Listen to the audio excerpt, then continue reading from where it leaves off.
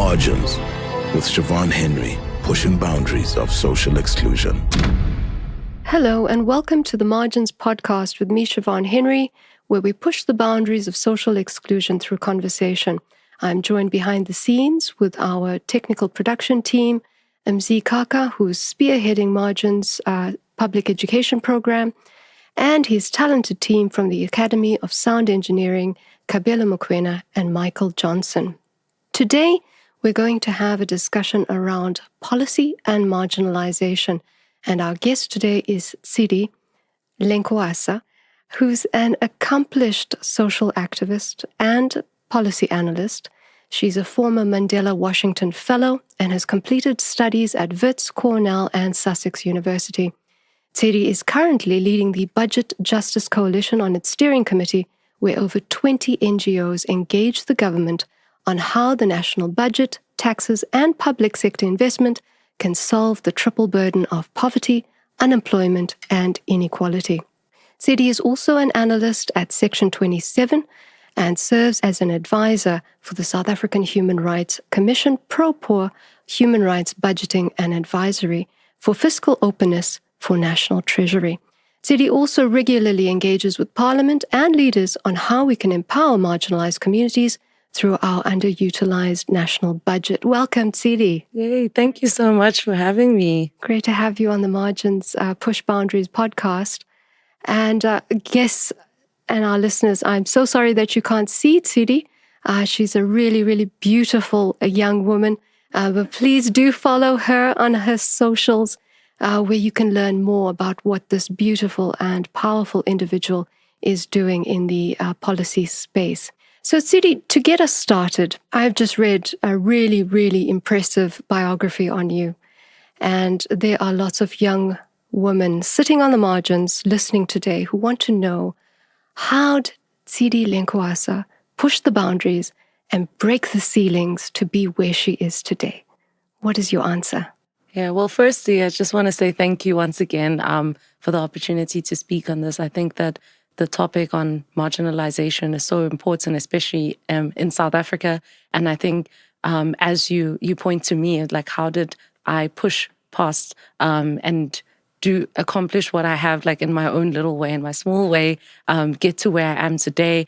As a person, I would definitely also see myself in terms of identity markers as someone who's, like, marginalized, in the sense that if you look at unemployment statistics, poverty statistics in our country, it is young Black women who are facing it. And so all the time, I'm always thinking about how, like, South Africa is so unequal. It's either you are doing really well or, you're grappling with a system that feels like it's designed against you, or designed to exclude you. And when I look at, like, other women my age, young people my age, I also see quite a lot of those issues of unemployment. And I would definitely say that what really helped me is when policy works really well. So there have been interventions like education policy. So I'm like a scholarship baby. So I've benefited from scholarships, like, throughout my schooling career, university. I was able to get on a commercial flight for the first time in my life and go study in the UK because of scholarships. And I think I really do see, I know it's like a bit cliche, but when Mandela, like, in 94, and just talking about education and how it can transform someone's life and how it can lift people and communities out of poverty. And I really do think that, if you look at my family's trajectory, I would definitely attribute it to opportunities, like, to access education. And I think, like, that has been, like, the real determinant for me. And when I have that, I always think, like, how can I scale that? How can we scale that so that as many people in this country get opportunities to do that, so that we can turn that, use your words of, like, marginalization, and turn that pain and that marginalization into contributing and building a society that works for all. Fantastic. Thank you so much, Tshidi. And would you say that your personal story informed your personal direction into the policy space? Absolutely. So I think I've spoken a little bit about this, but on other platforms. But when I was younger, like, I grew up in Emalahleni, which is like a mining community. And obviously they're so proud of where I come from. But I do remember feeling frustrated that there's so much mining activity happening. So there should be a lot of money coming in. I mean, there's so much. South Africa exports coal to the world.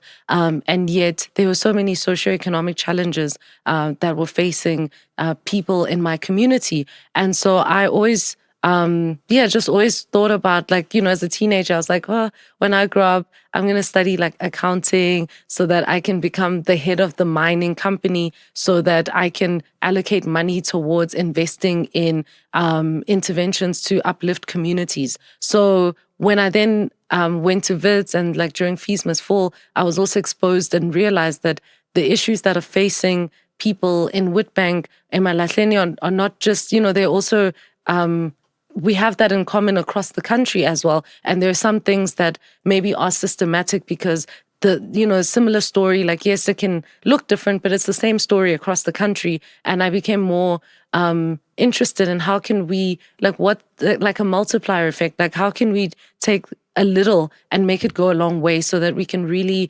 empower and improve the lives of people in this country. So I think it did come from just being really young and like fantasizing about how to create a country and a world that really works for people. So yeah, definitely informed the activism and the policy positions that I take today. Fantastic.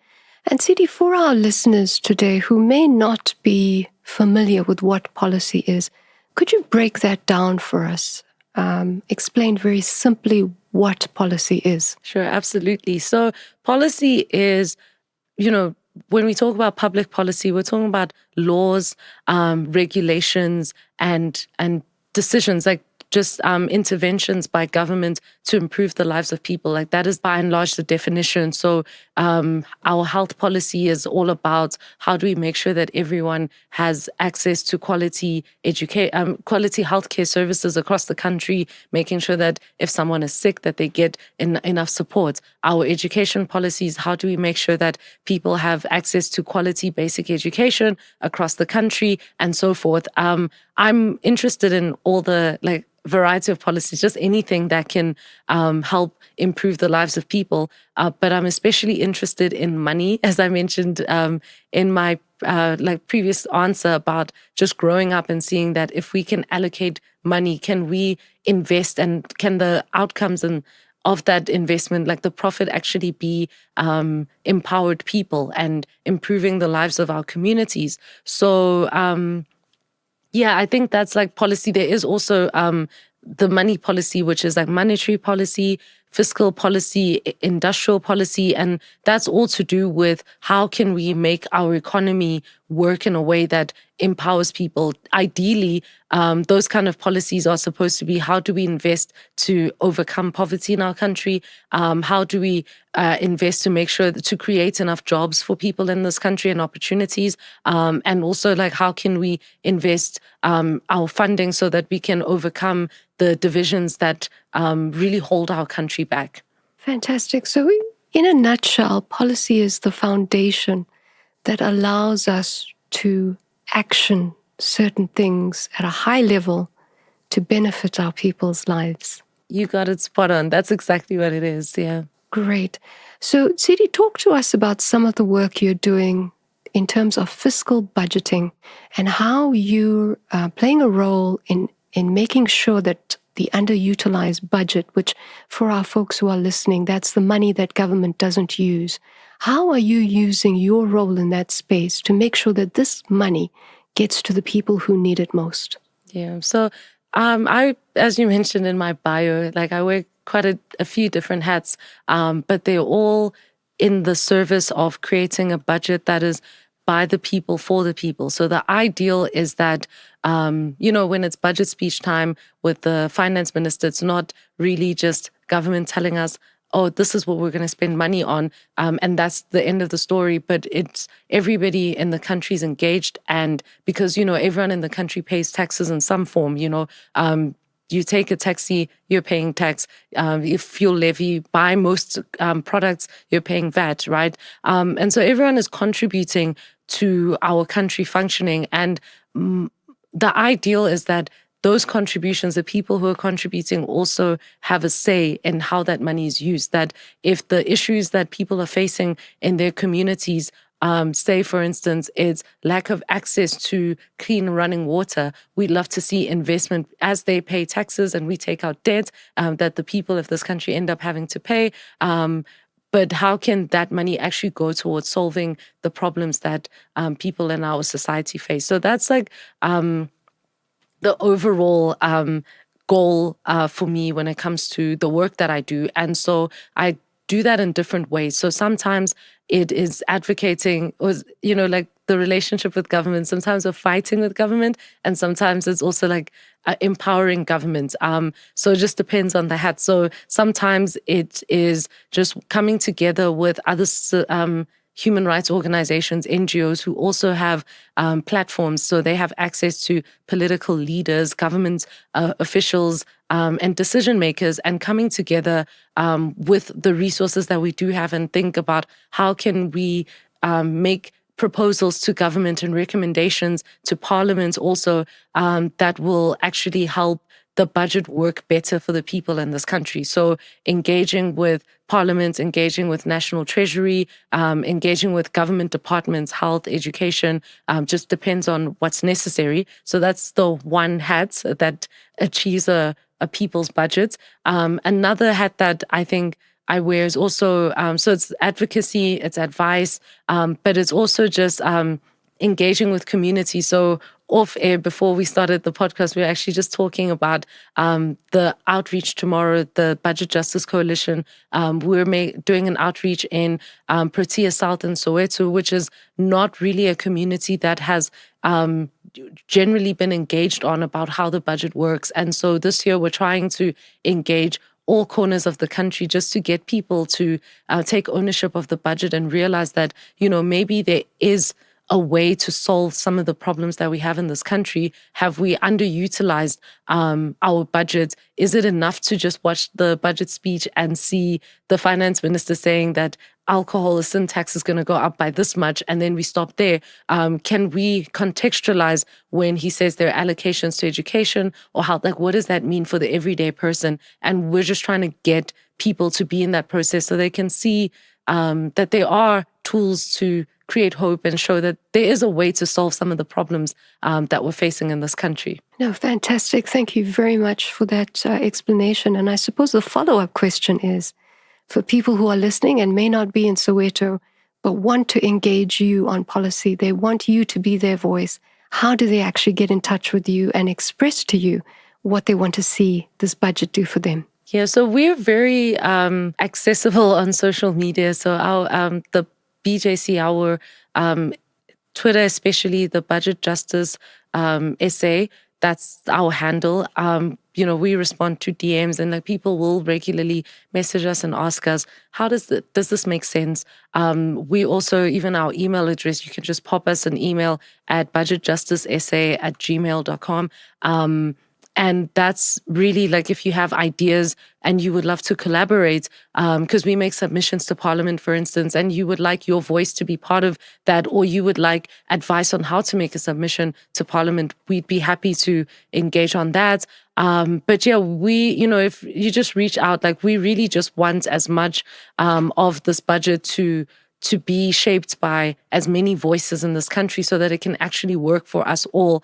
So I really do encourage, and thank you for asking that question, because we'd love to hear from a lot of people, and we'd love to also do community outreach. So if you feel like your community would love to know more about the budget, please reach out to us via email, on our social media handles, even Facebook, same handle, Budget Justice SA. Fantastic. Thank you so much, Tshidi. And listeners, we will post all of those handles and website address as well, so that you can get in touch with Tshidi. And please utilize this opportunity to have your voice heard and make a difference that's going to impact your life and help you deal with the challenges that you're encountering from day to day. Tshidi, I'd like for us now to drill down on policy in the space of social exclusion or marginalization.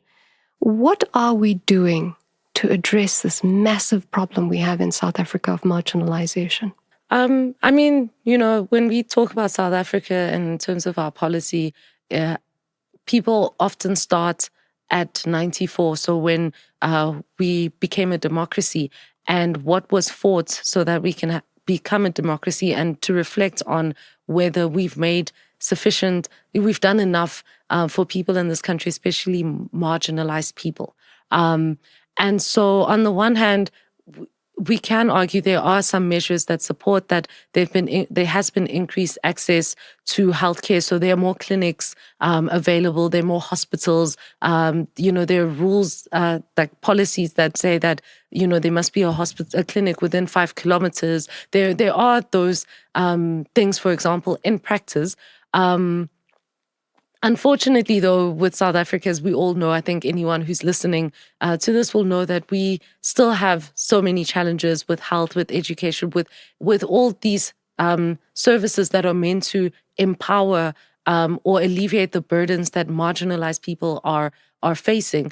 And so, unfortunately, our policy since the end of apartheid, inequality has widened. So that means that there is more exclusion. There are more excluded people, and South Africa is a unique case because the people who are excluded also happen to be, in a lot of cases, people who are in a majority group. So technically, it shouldn't be that way, but it is still, and it just shows you how pervasive social exclusion and marginalization really can be.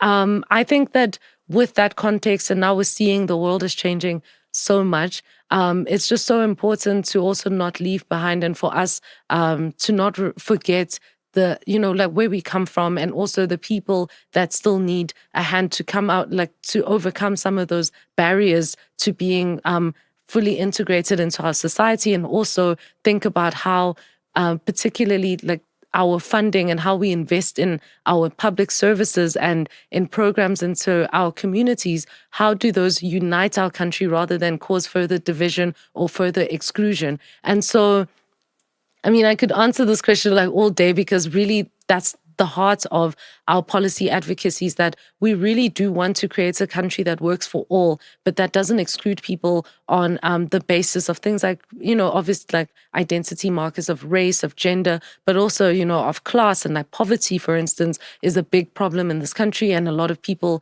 maybe don't feel empowered to fight for their future because it feels like they don't have a future. So I'm kind of yapping on right now, but I think the big takeaway for me is just to look at policy in the context of our country as this is an opportunity to really unite and really bring in people who are on the fringes or on the periphery of society, so that they know that we can do better. Like the issues that we have today won't always be the issues tomorrow. How can we empower people to fight for a future that they deserve, even if today they feel excluded by our society? Yeah, fantastic.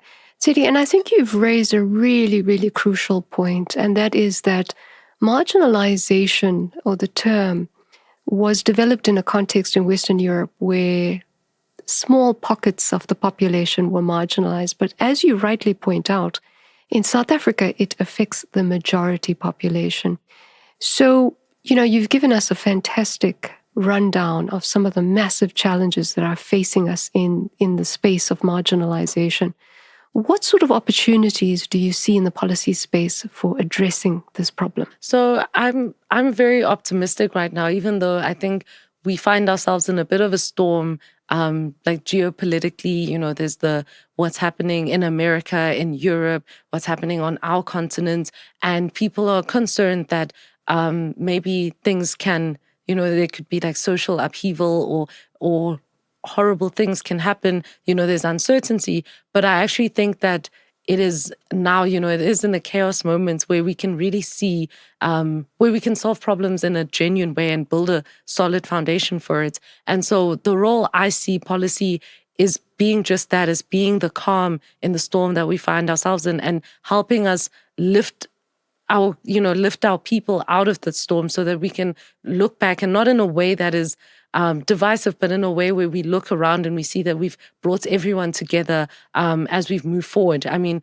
when apartheid ended, in 94 when we had our first election, the idea, I'm sure the intention was for everyone to benefit from this free South Africa. But if you look at some of the entrenched issues that we have in this country, some people have been, lived their whole lives in a free South Africa, and yet they're still experiencing the same hardships that people before were experiencing. And so I think that it really calls for rethinking our policy, particularly how do we invest in our communities? Have we been engaging with the communities enough? Have we been talking to excluded people, or have we been excluding them further with our policy? We have to have these questions and start thinking, how can we bridge that gap? And for me, as a person who's passionate and an advocate on policy, I really do see policy as a bridge for that gap, but only if it's done properly. And I think if it's done from a place of love and realizing that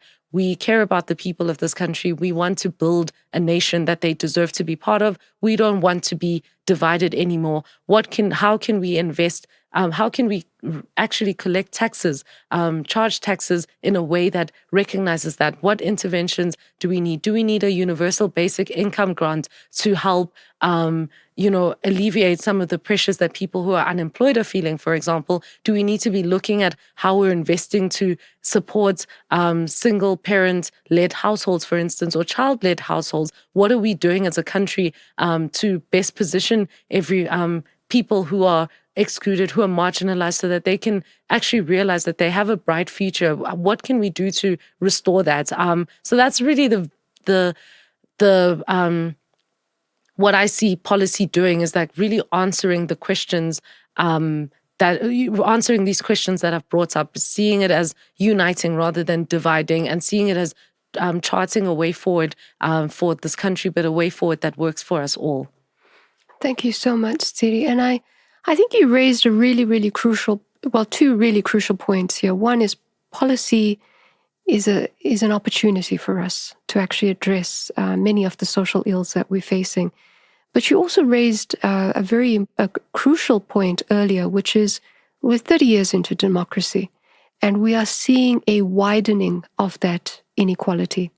So my question, I appreciate that it may be a very difficult question to answer, but I think the point of this podcast is to ask the tough questions and continue the discussions together so that we can try to find the answers. And the question is, what has been the major challenge that has put us in this position where we've become one of the most unequal countries in the world? That is a difficult but important question, because if we can diagnose the problem appropriately, I think then we can start thinking about how do we solve it in an appropriate way, and not make the same mistakes of the past. So I mean, there are many ways to answer it, but from my perspective, from my side as someone, who deals with policy, I just feel that there has been a vision of the country that and our society that not enough people have been brought into the process of shaping.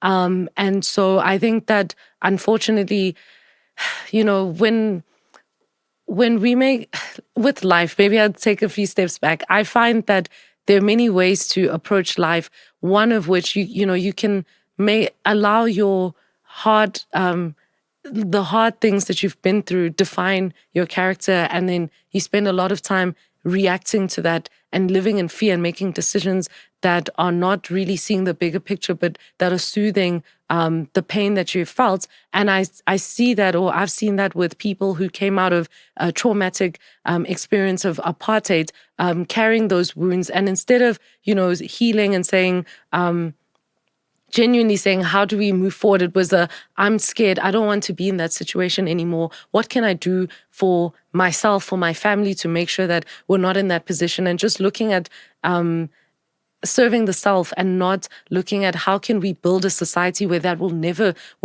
fear that I have won't ever come true. And so sometimes I think people maybe make decisions with that mindset, and so they hoard money, and hoarding and becomes greed, and greed becomes corruption, and corruption stops us as a country or delays the progress that we can make in building public infrastructure and social infrastructure that brings people in and empowers people. So I think it is that mindset, and we have a responsibility.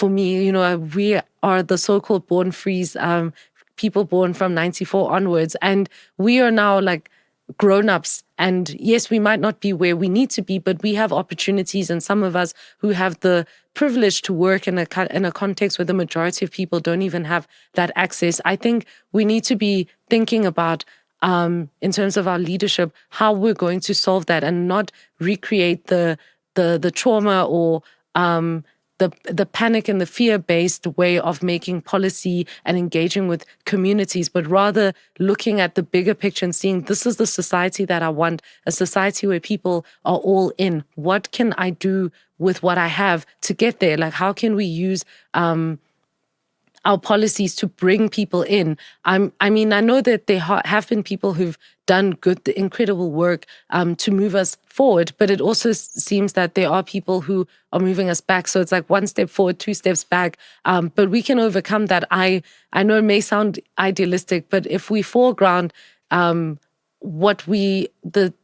decisions we make based on this bright future, and I honestly believe in that. I think also, while we're talking about this, one thing that does worry me when I see, people who are excluded and marginalized people in marginalized communities, especially in, townships and even in rural areas, is that a lot of people have bought into the hopelessness in the country, that there are no jobs today, or there are very few jobs. It means that, it's unlikely for me to get a job, so I'm just giving up. And I think it's characterized by seeing, at 11 a.m. on a Tuesday, seeing people who are maybe drinking, for instance, instead of working, because I think that they've bought into the idea that it's hopelessness, like there is no future to work for, so why bother? And I think that kind of decision-making further marginalizes people. So society marginalizes you, but accepting that further marginalizes you as well. And I think that as people, we need to do the difficult work. And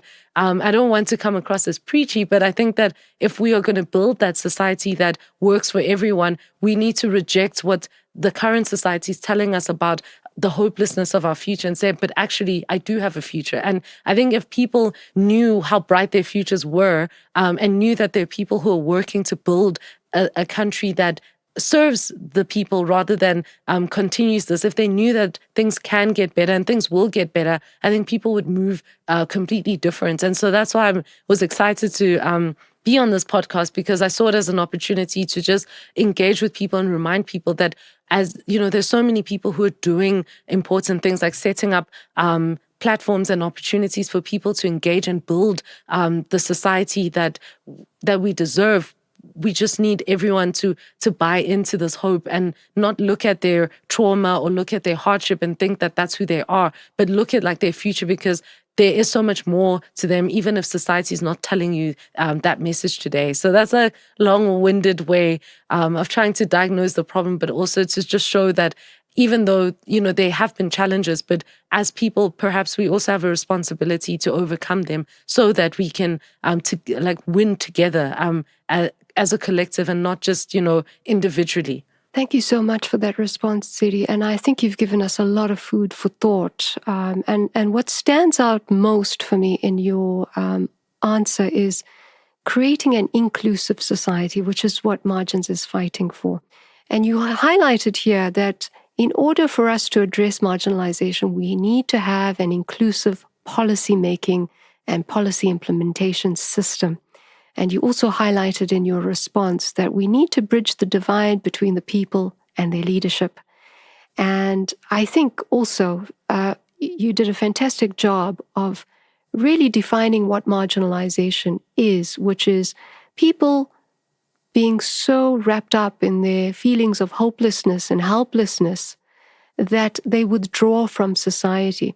So you've got that withdrawal from the part of the marginalized, but you also have the marginalized being excluded by their policymakers, who you very diplomatically said, are in a bit of denial and a bit of fear in terms of having this discussion around the origins of marginalization and how we address it. So my question is, if we know this is the answer, we need to create an inclusive policy-making system. How do we actually achieve that? Yeah. And that's right now, I think we've seen the country looks and our economy looks quite different to what it looked like last year. We had the budget speech that wasn't tabled, for example. That has never happened in our country, right?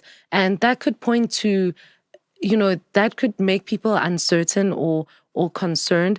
But I also think that may be an opportunity to create a budget speech or process where people actually feel included. Now people it's planted in people's heads to think, in people's minds, they're like, oh, we can challenge that. We can question the budget. Like, oh, if there's a 2% increase in VAT, for instance, this is how it impacts me. And now for the first time, maybe that voice is heard in Parliament, because our government is made up of so many different political parties or different constituencies now, which maybe, I'm always trying to look at opportunities so that we can advance this work. And maybe that may be an opportunity. I also think that there are opportunities that have always been around, but unfortunately for marginalized communities, people haven't been aware of them. So, for example, I think a lot of people don't know that they can actually just write to Parliament and engage with Parliament unsolicited also, and just be like, these are the issues that we are facing. We've spoken to our community leaders. We're not feeling heard. We're not feeling represented. Parliamentarians, come and see what we are actually dealing with. And as someone who works with people in Parliament, it has been refreshing to see that that process does actually exist, even though a lot of people don't know, maybe feel so disenfranchised by the whole system. But we've written to Parliament and we get response back. Last week we were worried that with the budget speech being postponed, it might mean that there might never be an opportunity for people to engage again and have a look at the budget and the content. But, Parliament responded and they're having a hearing on Monday.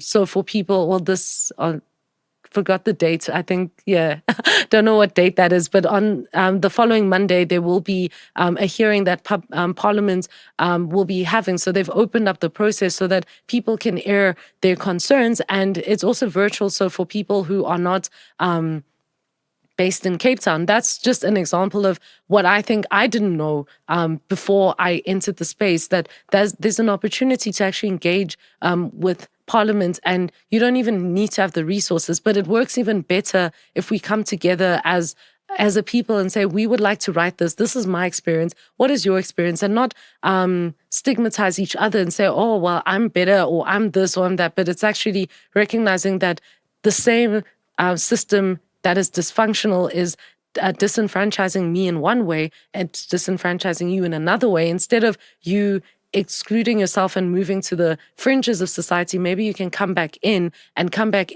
with a solution-based mindset and bring everybody in, not just come in and just come in for coming in sake, but actually bring in people and move towards and use what we have to actually push a message of, an alternative and really just fight for our futures. So I think those are just some of the things I'm thinking off the top of my head that have worked really well, that we've noticed that actually we can actually speak to these leaders and bring them down to our experiences as everyday people. But it doesn't work if as people we don't buy into this idea that we have a bright future, because if you don't think so, you won't bother with the process. But if you can think about it and feel like you deserve to live in a country that works for you, and you deserve to have a beautiful life, and not really just in an entitled way, but in you deserve it as much as everybody else does. There's no one above you or beneath you. We're all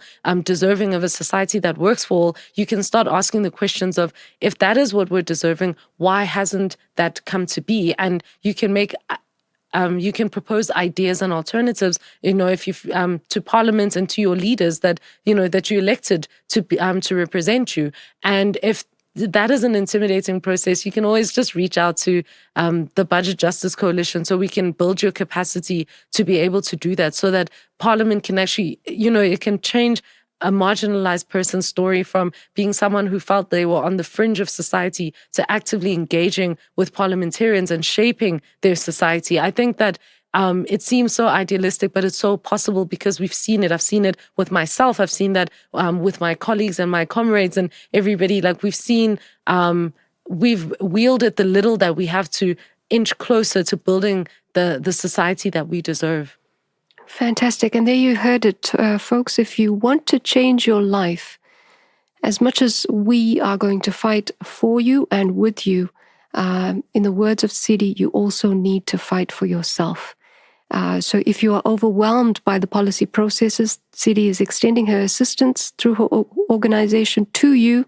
So please reach out and make a difference so that you can determine your future instead of accepting the life that has been imposed on you. In closing, Tshidi, what are your final thoughts on marginalization, and how do you intend to push the boundaries of social exclusion with margins? Yeah, I mean, marginalization is really heartbreaking, and I think it's a word that maybe is like quite a broad term. But if you break it down and you go to someone who identifies as marginalized and explain what is it that makes you feel that way, you realize how painful it is, and it's just such a pity that we still live in a society that has broken so many people's hearts and broken their spirits. And so I see marginalization, sorry if my English, marginalization, I see it as a challenge, but also an opportunity to overcome that challenge. So when I see challenge, it's not okay, we're just going to run away from it, but it's let's bring it together. Let's actually solve this problem. Maybe it's our generational duty to do that. Maybe one generation was meant to usher into democracy. Some things worked, some things didn't. But maybe for us, it's to create an inclusive society that works for all, and an inclusive economy also, which is something that I think people don't really engage on. And so my closing remarks on it would be that, your circumstances may be a certain way today, but one thing about life is that it's always changing. So life, you may be marginalized today, or you may be suffering from one thing, but tomorrow it be completely different. For years, we thought the budget is immovable and unchangeable. And then we just found out that actually a minister can choose or can push back the time. There's just things that are so different now. I think there are a lot of things that we've seen across the world and in our society. We're starting to question systems and question and realize that there can be change. And I think in the same way there can be bad change or change that scares us, there can also be good change. And I would just, in closing, encourage people,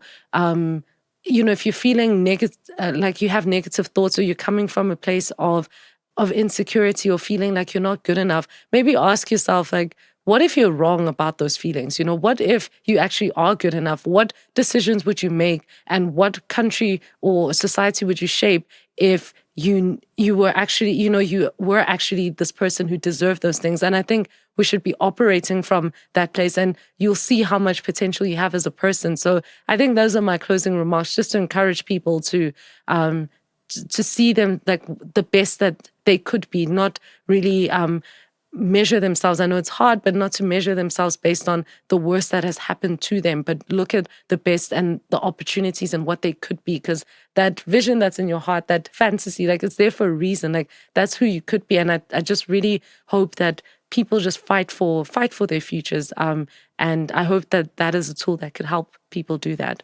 Fantastic. And that's a very powerful closing remark. Fight for your future, everyone. That's what we need to do to overcome this massive monster called marginalization. And that's all we have time for today. Thank you so much to our very special and inspirational guest, Tshidi Lencoasa, and we hope to have you back on this podcast. And until next time, everyone, we've got to keep pushing those boundaries. Thanks and goodbye. Margins, discussing social exclusion on multiple levels. Macro, meso, micro. Let's unpack.